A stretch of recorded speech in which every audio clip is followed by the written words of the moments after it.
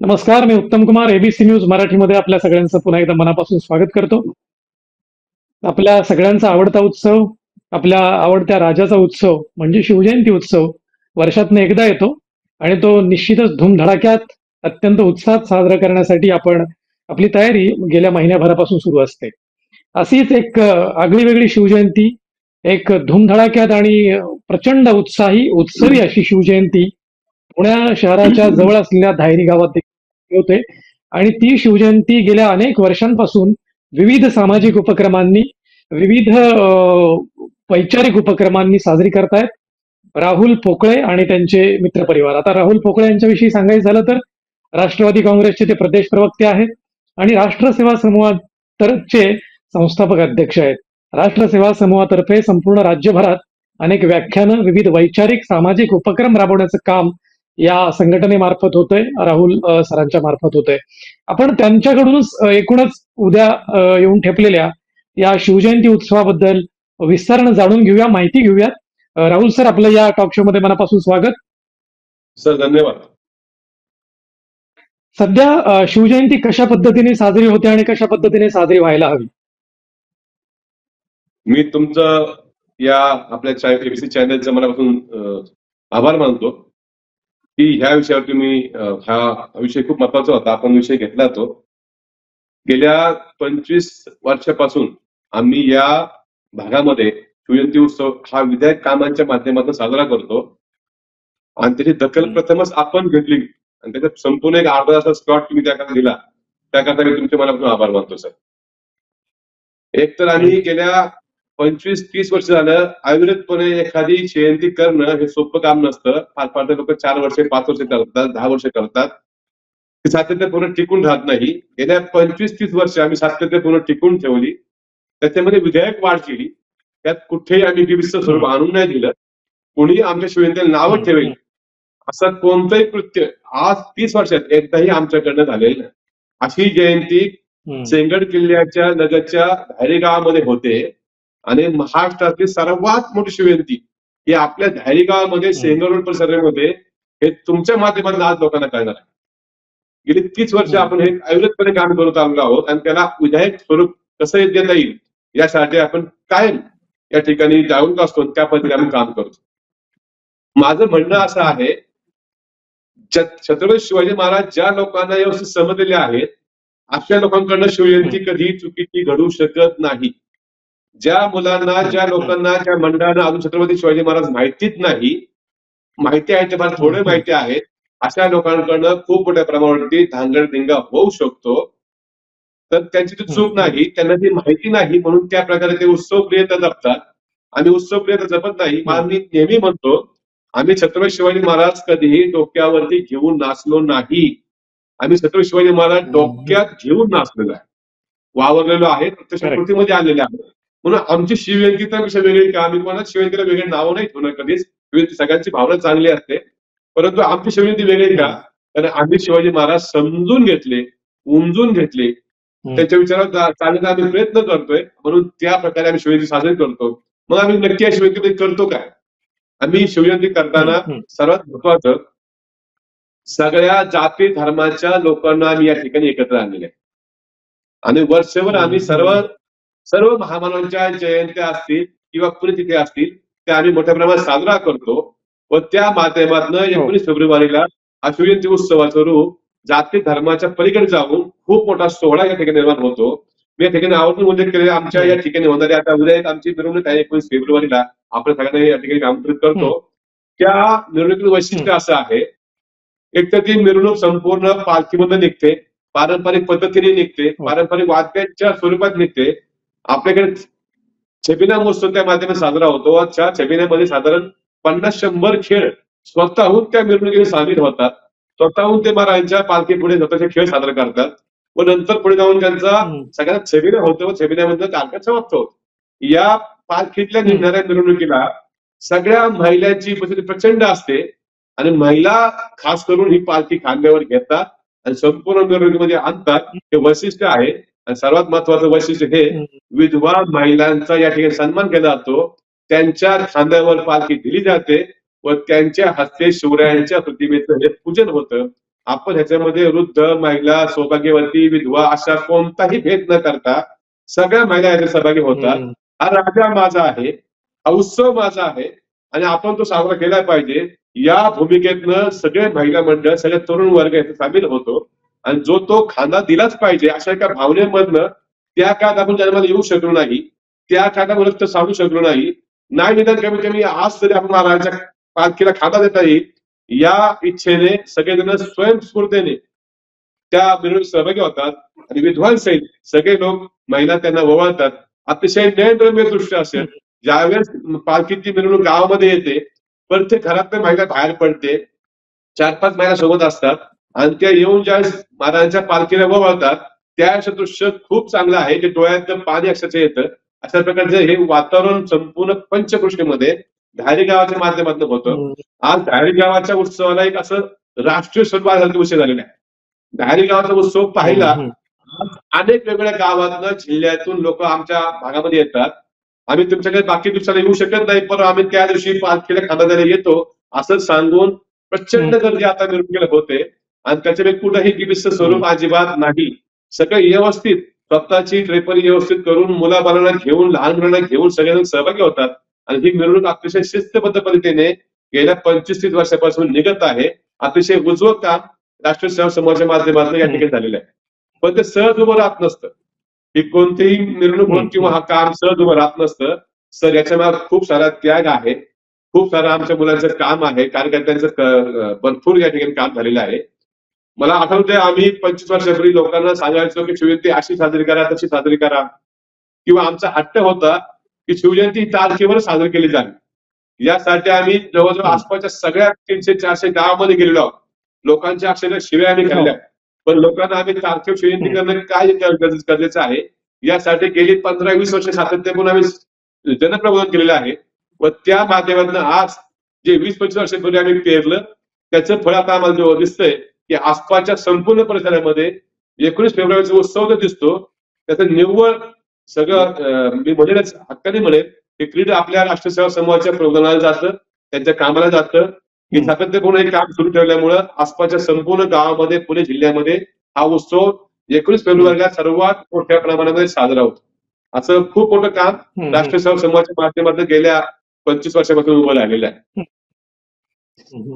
तुम्ही एक आदर्श शिवजयंती कशी असावी याचा एक खूप सुंदर असा पायंडा पाडलेला आहे, खूप आदर्शवत काम उभं केलेलं आहे. तुमच्या शिवजयंती उत्सवादरम्यान उभी केली जाणारी कमान त्याची अनेक परिसरामध्ये आणि खूप दूरवर चर्चा असते. काही वैचारिक उपक्रम करता तुम्ही, कीर्तन असो किंवा काही सामाजिक उपक्रम असो, या सगळ्या जरा वैचारिक आणि सामाजिक उपक्रमांविषयी थोडं सांगा. नक्कीच. मी ते कमानीच्या विषयी सांगेन, काढला म्हणून तो त्याच्यावरती बोलणार आहे. गेल्या 5-7 वर्षापासून आपण दरवर्षी एक आकर्षक कमान शिवाजी महाराजांची करतो. ती 55 फुटी उंच असते, 55 फूट 40 फूट रुंद असते आणि कधी ट्राफिकला त्यामुळे त्रास होणार नाही अशी ती उंच भव्य दिव्य असते. खूप बाहेरच्या गावातून लोक, जिल्ह्यातून लोक त्या कमानीजवळ येऊन फोटो काढतात. कुणी यावर पाहून जावं अशी एकशे देखणी कमान आहे. त्याच्यात खूप चर्चा संपूर्ण महाराष्ट्रभर होत असते.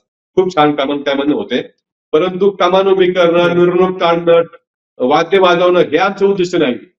आम्ही म्हटल्याप्रमाणे आम्हाला शिवाजी महाराज डोक्यावर घेऊन नाचायचं नाहीये. शिवाजी महाराज हे आमचं प्रेरणास्थान आहे, डोक्यात घेतलं पाहिजे म्हणून आम्ही शिवाजी महाराज अश्विनी लोकांना सांगायला सुरुवात केली. आम्ही विविध ठिकाणी आमच्या शाखांच्या माध्यमातून व्याख्यान स्वरूपामध्ये शिवाजी महाराजांची व्याख्यानं गेल्या 8 दिवस आम्ही देत आहोत. विविध आम्ही शिबिर राबवत असतो. काल आमचं दंतचिकित्सा शिबिर झालं, आरोग्य शिबिर झालं. आता मोठे मेंदूच्या आम्ही जवळजवळ 20-25 लोकांचं ऑपरेशन फ्रीमध्ये करत आहोत. तुम्हाला विचार तेव्हाच आवडतो जेव्हा तुम्ही लोकांच्या काहीतरी पोटापाण्याची व्यवस्था करता की लोकांना काहीतरी विधायक घेता, तेव्हा त्या जयंतीला अर्थ असतो. निव्वळ पाऊस पडला आणि झिरपून गेला असं नको व्हायला, तर त्याच्यामधनं काहीतरी वैचारिक मिळलं पाहिजे. तर आम्ही सातत्यपूर्ण, आज काल आमच्याकडे भारूड झालं, ते भारूड पूर्णपणे प्रबोधन होतं. आता आमच्याकडे कीर्तनाचा कार्यक्रम आहे. माऊली महाराज वाबळे ते अतिशय छान कीर्तन पुरोगामी विचारांच्या माध्यमातून खूप छान कीर्तन करतात. अशा प्रकारे येन ग्रंथालय छत्रपती शिवाजी महाराजांचा विचार, फुले शाहू आंबेडकरांचा विचार विविध माध्यमातून लोकांपर्यंत कसं जाईल यासाठी व्याख्यानांचं, सांस्कृतिक कार्यक्रमांचं आयोजन आम्ही मोठ्या प्रमाणावर करतो.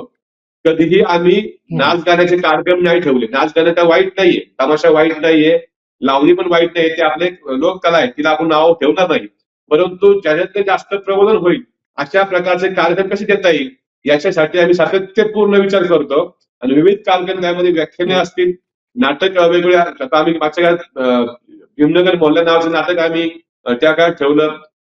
आंबेडकरांची गाणी जी शिवजयंतीमध्ये तुम्ही ठेवत नाही, आपण ते आवर्जून उदाहरण तयार केलं आणि एक पूर्ण दिवस 2 दिवस आम्ही फक्त आंबेडकरांच्या बाबासाहेबांच्यावर जी गाणी आहेत, जे कार्यक्रम असतात ते कार्यक्रम आम्ही ठेवलेले आहेत.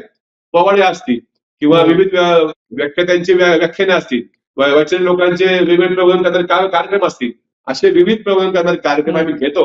व या माध्यमातून ही जयंती विधायक कशी होईल, छत्रपती शिवाजी महाराज नेमका काय विचार होता, हे लोकांना समजून सांगण्याचा प्रयत्न आम्ही गेल्या 25 वर्षापासून करत आहोत. आज सगळ्या शाखांच्या माध्यमातून आमचे काही ना काही कोणते ना कोणते कार्यक्रम चालू आहेत. वेगवेगळे शिबिर असतील, रक्तदान शिबिर असेल, आरोग्य शिबिर असेल, नेतृत्व शिबिर असेल, वेगवेगळे शिबिर त्याच्यामध्ये लोकांना आरोग्याचा फायदा होईल अशा प्रकारचा वैद्यकीय कक्ष आम्ही स्थापन केलेला आहे. पण त्या माध्यमातून आम्ही वर्षभर लोकांना वैद्यकीय मदत सुद्धा करतो व या माध्यमातून या 15 दिवस आम्ही वेगवेगळे कॅम्प राबवतो व लोकांना त्याची सुविधा आम्ही पुरवतो. पण या निमित्ताने आम्ही मागच्या काळामध्ये खूप चांगलं एक प्रबोधन सुरू केलं होतं की शिवजयंती नेमकी साजरी कशी करावी. त्यासाठी आम्ही काही पत्रकं काढून लोकांना ग्रामस्थांना वाटली होती की हा शिवजयंती उत्सव आपला अभिमान आहे, अस्मिता आहे, स्वाभिमान आहे आणि हा कसा केला पाहिजे म्हणून आम्ही काही पॅम्पलेट्स तयार केले होते. आमचं म्हणणं असं आहे की ज्याप्रमाणे आपल्या इतिहासामध्ये पुराण काळामध्ये सम्राट बळीराजा होऊन गेला, त्या बळीराजाचं संपूर्ण उत्सव किंवा त्याचं स्वागत म्हणजे दिवाळी आपण साजरी करतो. म्हणजे दिवाळी हा सण संपूर्ण आपण बळीराजाला समर्पित करतो आणि बळीराजाने त्या काळामध्ये पुराण काळामध्ये खूप मोठं काम करून गेलेले आहेत म्हणून त्या माध्यमात त्यांचं स्मरण म्हणून आपण दिवाळी करतो. तशीच दिवाळी व्हावी. सम्राट बळीराजानंतर असा एक महान राजा आजचा आपल्याकडे होऊन गेला, त्यांचं नाव छत्रपती शिवाजी महाराज आहे, ज्याला आज जगात तोड नाही. सम्राट बळीराजानंतर हा असा एक राजा होऊन गेला त्याला तोड नाही. त्याच्याकडे कोणत्याही प्रकारे बोट दाखवावं अशी चूक ह्या माणसाची झालेली नाहीये. त्या आदर्श राजा आहे पण त्याचा उत्सव कसा झाला पाहिजे. आम्ही सगळ्यांना आव्हान करतो, सकाळी लवकर उठावे, चांगले वस्त्र परिधान करावे, दारात रांगोळी असावी, घराला आकाशकंदील लावावा, सगळ्या मुलांना वस्त्र चांगले परिधान करावे, घरात गोड जेवण करावं, शिव मिरवणुकीत सामील व्हावं, शिवप्रतिमेचं पूजन व्हावं, शिवविचाराचं वाचन व्हावं, जिजाऊचं वंदन व्हावं. अशा प्रकारे शिवविचारांचा सगळा जागर अख्ख्या दिवसभरामध्ये शिवजयंतीनिमित्त व्हायला पाहिजे व विविध कार्यक्रम छोटे मोठे लहान मुलांपासून तर वृद्धांपर्यंत कसे साजरे करता येईल व या संपूर्ण शिवजयंती उत्सवाला आजपर्यंत काय झालं की आपल्याकडे बाहेरचा उत्सव जो होता गणपती उत्सव घरातला तो चौकात गेला, मोठा झाला, परंतु चौकातला शिवजयंती उत्सव घरात कधी आला नाही. तो घरात आला पाहिजे. तो घरातनं आपल्या सगळीकडे शिवजयंती शिवाजी महाराजांचे पूजन व्हायला पाहिजे. मी या ठिकाणी जावणीपूर सगळ्यांना सांगेल, शिवाजी महाराज आम्हाला दैवत करायचं नाही, पण शिवाजी महाराजांचा महामानव आहे, आमची अस्मिता आहे, त्याचं स्मरण करणे त्या दिवशी हे आमचं सगळ्यांचं आद्य कर्तव्य आहे. त्यामुळे त्या हिशोबाने आम्ही सर्वांनीच हा आपला दिवाळीचा सण आहे अशा प्रकारे आपण सण साजरा करावा. तर माझ्याकडे स्वतः वैयक्तिक माझ्या घरी गेल्या 25 वर्षापासून माझ्या संभाजी महाराज जयंती असेल, शिवजयंती असेल, बाबासाहेबांची जयंती असेल, महात्मा फुलेंची जयंती असेल किंवा अन्य कोणाच्या पुरुषांची जयंती असेल, माझ्याकडे हमखास सकाळी पुरणपोळ्यांचं भरपूर मोठं जेवण होतं. कुणीही पाहुणे आले की त्या ठिकाणी आम्ही पुरणपोळी सगळ्यांना जेवण देतो. माझ्या घराला गेल्या 2 दिवसापासून आता लाइटिंग केलेली आहे, लाईट्स असतात सगळीकडे आणि मी ज्याप्रमाणे दिवाळीत आपण आकाशकंदील लावतो तसे आकाशकंदील घराला लावलेले आहेत आणि मी 5-7 दिवस ते सण अगदी शिवाजी महाराज सण दिवाळी म्हणून साजरा करतो. मी स्वतः पहिली सुरुवात केलेली आहे दिवाळीप्रमाणे साजरा करायला आणि तुम्ही तुम्हाला नवसावर स्तुती करावी अजिबात हेतू नाही. मला वाटतं की माझा राजा खूप महान होता. माझ्या कातड्याचे जोडे काढून जरी आपण त्यांना शिवले तरी आपण त्यांचं पान फेडू शकणार नाही, एवढा मोठा हा राजा आहे. मग काय करता येऊ शकतं म्हणून आम्ही ते दिवाळीप्रमाणे साजरा करतो. ऍक्च्युअली तुमच्याशी मी बोलतोय, मी सगळं सांगतोय पण माझ्या अंगावर काटा आला, डोळ्यात थोडंसं पाणी येते, माझ्या सांगता सुद्धा माझ्या डोळ्यात पाणी येते कारण इतका महान राजा होऊन गेला की त्याच्याविषयी सांगणं खूप कमी आहे. म्हणजे आपल्याला सूर्य पृथ्वीहून जेवढा दिसतो त्याच्यापेक्षा तो कैक पट मोठा आहे, कैक पट. म्हणजे ज्यावेळेस 110 वेळा पृथ्वी होईल त्यावेळेस 110 पट सूर्य पृथ्वीपेक्षा मोठा आहे. परंतु शिवाजी महाराज जेवढं आपल्याला दिसतंय, समजलंय आणि सांगितलंय त्याच्यापेक्षा कैक मोठे आणि महान आहेत. एवढा हा मोठा राजा आहे. ज्याला जसे वाटेल तसं सगळ्यांनी शिवाजी महाराज सांगितलेले आहेत आणि ज्याला जसं वाटेल त्यांनी सगळ्यांनी वापरलेले आहे. आज शिवाजी राजा इतका मोठा आहे, दीपस्तंभाप्रमाणे आहे. माझ्या वैयक्तिक जीवनामध्ये प्रश्न सुटले नाहीत, राजकीय कोणते, सामाजिक कोणते, तर मी त्याचे उत्तर शिवचरित्रामध्ये शोधतोय. एखादा बाका प्रसंग आला त्याचं उत्तर थोडं शोधायचं. म्हणून मी 2 ग्रंथ खूप रेफर करतो, एक शिवचरित्र आणि एक तुकारामांची गाथा. हम्म. मला व्यवसाय करताना, जीवन जगताना कोणत्या अडचणी आल्या की मी 100% तुकारामांची गाथा रेफर करतो. मला राजकारण करताना, समाजकारण करताना खूप त्रास व्हायला लागला, तर मी 100% शिवचरित्रामध्ये शिकतो. शिवचरित्र मी शिकणारा माणूस आहे आणि तसं आपण लोकांना सांगतोय. कोणत्याही अडचणी आल्या, मला एक उदाहरण महाराजचं खूप खूप कौतुक वाटतं. पुरंदरचा तह ठरला होता, सगळे किल्ले मोगलांकडे दिले गेले होते, सगळा मुलूक दिला गेला होता, नामुष्कीचा तह झालेला होता, तहाच्या वाटाघाटी सुरू होत्या, पुरंदरवरती लढाई सुरू होती, दिलेर खानाचा मारा सुरू होता, इकडे तह सुरू होता, सगळं राज्य, सगळी माणसं टेन्शन मध्ये होती. या अतिशय टेन्शन मध्ये असलेल्या वातावरणामध्ये शिवाजी महाराजांचं कौतुक मला वाटतं, इकडे वाटाघाटी चालू आहेत, चर्चा चालू आहेत आणि 15 दिवसाची गॅप घेऊन हा माणूस जातो काय आणि त्या गुपचूपपणे जाऊन बसरूळवरती स्वारी करतो. समुद्र मार्गे स्वारी केली, पहिली स्वारी, बसरूळवर स्वारी करून बसरूळ जिंकतात आणि पुन्हा वाटाघाटी येऊन थांबतात. हे कसं काय होऊ शकतं? एखाद्या टेन्शन झालं तर माणूस डोकं धरून बसतो, दुसरं काय सुचत नाही, समोर सगळं गेलंय तरी हा माणूस इतका आत्मविश्वास की हा सगळं माणूस सगळं सोडून बसरूळला स्वारी करतो. हे कुठून येतं? मग सुचरित्र तुम्ही नक्की काय शिकलाय? जसं गंध लावणे, गळाला टिका लावणे, गळ्यामध्ये माळ घालणे, शिवाजी महाराज परिधान करणे, गाडीत लावणं हा उद्देश नाही. शिवाजी महाराज डोक्यात पाहिजे की एखादा समस्या मला आली किंवा अडचण आली, खूप लोक विरोधामध्ये गेले, तर शिवाजी आठवलं पाहिजे आपल्याला. तर शिवाजी महाराज कसे जगले, कसे राहिले, म्हणजे दुनिया विरोधात गेली, हा माणूस कधीही डगमगला नाही. अफजल खानचा प्रसंग आला, आग्र्याच्या भेटीचा प्रसंग आला, किती प्रसंग आले, अजिबात कधी डगमगले नाहीत, कधी खचले नाहीत. मग हे सायन्स नेमकं काय होतं, ही सायकोलॉजी काय होती, हे समजून घेतल्यामुळे त्यांच्याविषयी प्रचंड प्रेम वाढलं. म्हणजे ज्यांना आपण पाहिलं नाही कधी, त्यांना निव्वळ त्यांच्या विचार ऐकून, वाचून आणि आचरणात आणून आपलं एक असं पुरण चढतं की हा राजा कसा नक्की असेल, काय रसायन असेल. छत्रपती शिवाजी महाराज असे होते, एकदम सिंहासारखा मोठा माणूस होऊन गेला आणि त्याचा छावा आता संभाजी महाराज, सगळ्यांनी छावा चित्रपट पण पाहिला असेल सगळ्या बहुतेक जणांनी. माणूस नेमकी कशी होती, कधी कधी असं वाटतं इंदुरीजी नेत्याने हात केला, छत्रपती शिवाजी महाराज किंवा छत्रपती संभाजी महाराज यांना फक्त 10 वर्षाचं आयुष्य अजून मिळालं असतं तर आज या भारताचा इतिहास फार वेगळा असता. पण दुर्दैव आमचं असं, जी माणसं चांगली असतात त्यांना फार काय वेळ मिळत नाही. तुकाराम महाराज असतील, शिवाजी महाराज असतील किंवा संभाजी महाराज असतील, संभाजी महाराज 32 वर्षी गेले, थोडं 10 वर्षात काय मिळालं असता तर या लोकांनी भूगोलात सहित इतिहास बदलून टाकला असता भारताचा आणि आज भारतात वेगळी सुबत्ता असती आणि आज भारत हा जगात सगळ्यात मोठा देश झालेला असता आणि सगळ्यांना घेणारा, सामावून घेणारा देश झाला असता. परंतु इतिहासामध्ये जर त्याला काहीच कारण नसतं, त्याला काही मजा नसते, जर त्याला मजा नसते काय, तर ह्या ठिकाणी कधी खंत वाटते की राजा एवढा मोठा होऊन गेला, थोडस 10 वर्ष आयुष्य मिळालं असतं, आज इतिहास खूप वेगळा असतो. अगदी अगदी खरं आहे. म्हणजे तुम्ही जो इतिहास सांगताय आपल्या लाडक्या राजा, सांगताना अंगावर अक्षरशः शहारे येत आहेत, रोमांच उभे राहतात. इतका महापराक्रमी की असा राजा पुन्हा होणार नाही, झाला नाही. इतका महापराक्रमी राजा. मग निश्चितच त्याची शिवजयंती देखील, त्याची जयंती देखील आपण निश्चितच वेगळ्या पद्धतीने, विचारांनी, त्यांना अभिप्रेत, महाराजांना अभिप्रेत असलेल्या विचारांच्या नुसार साजरी आपण करायला पाहिजे. केवळ छत्रपती शिवाजी महाराजांना डोक्यावर घेऊन नाचलं नाही पाहिजे, तर ते डोक्यात घेतले पाहिजेत आणि विविध उपक्रमांनी तुम्ही गेली अनेक वर्ष ते केवळ बोलत नाही आहात, तर ते कर्तृत्वानं सिद्धही करून दाखवलेलं आहे. गेल्या 25-30 वर्ष तुम्ही त्या भागामध्ये शिवजयंती साजरी करतात वैचारिक उपक्रमांनी. मला सांगा राहुल सर, तुम्ही राज्यभरातली शिवजयंती पाहता, विविध व्याख्यानं देता आणि विविध उपक्रम तुम्ही पाहिलेले आहेत. शिवजयंतीकडे पाहण्याचा किंवा शिवचरित्राकडे पाहण्याचा दृष्टिकोन जो आपल्या पिढीचा होता किंवा मागच्या पिढीचा होता, नवी पिढी या सगळ्या उत्सवाकडे, शिवजयंती उत्सवाकडे म्हणा, शिवराज्याभिषेकाकडे म्हणा किंवा छत्रपती शिवाजी महाराजांच्या एकूणच जीवनचरित्राकडे कुठल्या नजरेनं पाहतीये? खरं तर एक खूप मोठा कालखंड आता गेलेला आहे. पुढच्या पिढीला नेमके शिवाजी महाराज सांगायला एकतर आपण कमी पडलेलो आहोत, त्यांच्यापर्यंत पोहोचलेलं नाही असं म्हणावं लागेल आणि त्यांना पण समजून घ्यायचं नाहीये. तुटपुंजा माहितीवरती ते फक्त उत्सवप्रिय बनलेले आहेत.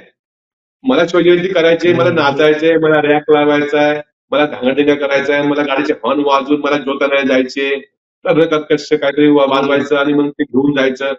हा शिवजयंती उत्सव विधायक नाही, यातनं मेसेज प्रॉपर जात नाही. शिवजयंती उत्सव नाचून नाही तर वाचून साजरा करायचा आपली विनंती आहे.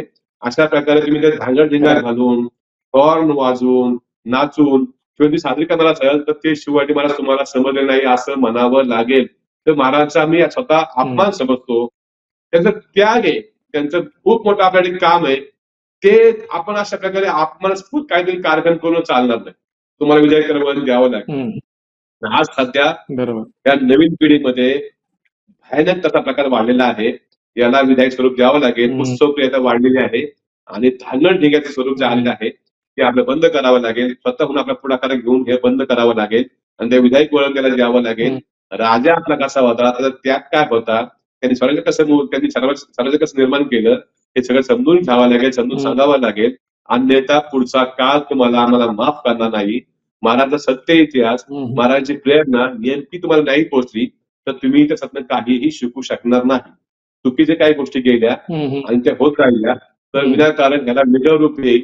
पुढच्या काळामध्ये आपल्या प्रेरणा आपण हरून बघतो की काय, अशा प्रकारचं वातावरण संपूर्ण महाराष्ट्रामध्ये व्हायला लागलेलं आहे. परंतु मला अजूनही एक चांगलं वाटतं की काही संघटना आहेत त्या जाणीवपूर्वक पुरोगामी विचारांच्या माध्यमातून विधायक जयंती महाराष्ट्रात साजरी करतात. त्यांचं प्रबोधन टिकून आहे. अनेक वक्ते महाराष्ट्रावर फिरतात. ते अतिशय उजवं आणि चांगलं प्रबोधन करतात. त्याच्यातनं महाराजांचा विचार आपल्याला पोहोचतोय. मधल्या काळात जो खंड पडत चाललेला आहे तो पडू नये यासाठी सातत्याने आपलं काम करावं लागेल आणि अशा मुलांना प्रबोधन करून योग्य मार्गावर आणावं लागेल आणि ही भावी पिढी म्हणजे आपले पुढचे शिवाजी संभाजी आहेत त्यांना आम्हाला सावरावंच लागेल. अन्यथा काळ तुम्हाला आम्हाला माफ करणार नाही.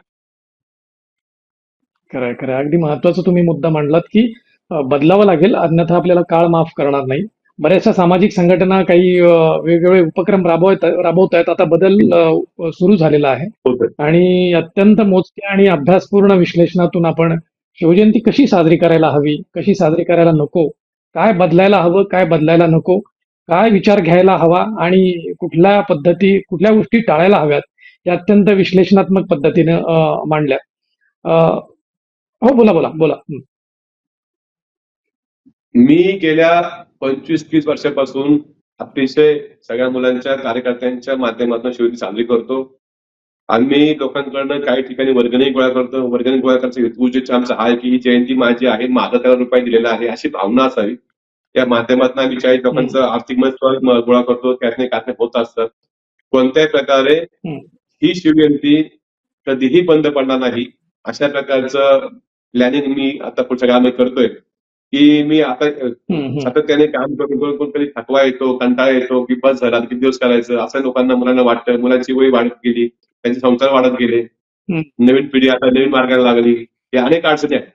परंतु मी त्यांना सगळ्यांनाही बोललो काही झालं माझं घरदार जरी विकायची वेळ आली तरी विकायची आणि शिवजयंती मात्र चालू ठेवायची. अशा प्रकारे हे शिवजयंती विधायक जी आहे ती बंद पडली तर ती पुन्हा वेगळ्या मार्गावर जाईल.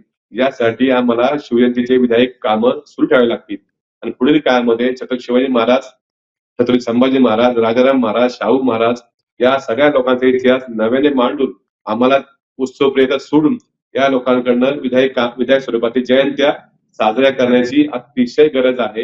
ही गरज राष्ट्रीय सेवा समूहाच्या माध्यमातून पूर्ण होते याचा मला अभिमान आहे व पुढील काळात अशा प्रकारे चुकीचे कोणते वर्तन होणार नाही व चांगली जयंती होईल यासाठी राष्ट्रीय सेवा समूह सातत्यपूर्ण काम करत आलेला आहे आणि पुढेही काम करत राहील. अगदी महत्वाचा विचार मांडलात तुम्ही आणि तुम्ही जे आता म्हणालात की कधी कधी कंटाळा येतो, थकवा येतो आणि नवी पिढी ही वेगळं काहीतरी मागते, नवी पिढी ही तितकं समर्पक साथ देईलच भविष्य काळात असंही नाही. या सगळ्या बदलत्या काळाचा वेध घेऊन परंतु या समस्येवर तुम्हीच उत्तर सांगितलं एक 10 मिनिटांपूर्वी आणि ते वाक्य मला फार इतकं नितांत आवडलं की आयुष्यात आपल्याला किती अडचणी येऊ, कुठलाही दुःख येऊ, कुठलाही समस्या समोर उभी ठाकू, आपण शिवचरित्र घेऊन समोर बसलो किंवा तुकारामांची गाथा समोर घेऊन बसलो तर आपल्याला त्यातनं उभारी येते, आपल्याला आयुष्य सावरता येतं, आपल्याला कुठल्याही समस्येला, कुठल्याही दुःखाला तोंड देण्याची ताकद निर्माण होते. हे फार महत्वाचं वाक्य तुम्ही उच्चारलं आणि मला खात्री आहे त्यामुळे की भविष्य काळातही तुमची शिवजयंती काय, अनेक शिवजयंत्या अशा विचारांनी ज्या प्रेरित होऊन पुढे येतील त्या खचितच कधीही हरणार नाहीत, कधी थांबणार नाहीत, कधीही अशी लोक कंटाळणार नाही त्याची खात्री वाटते. अतिशय महत्वाचं उद्बोधन आणि प्रबोधनात्मक मांडणी आपण या वेळात केली. एबीसी न्यूज नेटवर्कच्या विनंतीला आपण मान दिलात आणि शिवजयंतीविषयी आपण आपले महत्वाचे विचार विशद केलेत त्याबद्दल एबीसी न्यूज मराठीतर्फे मी आपल्याला मनापासून धन्यवाद देतो. आपण आज इथेच थांबूया, भेटूया पुढच्या भागात. थँक्यू. ताज्या बातम्यांसाठी पाहत रहा ABC मराठी न्यूज.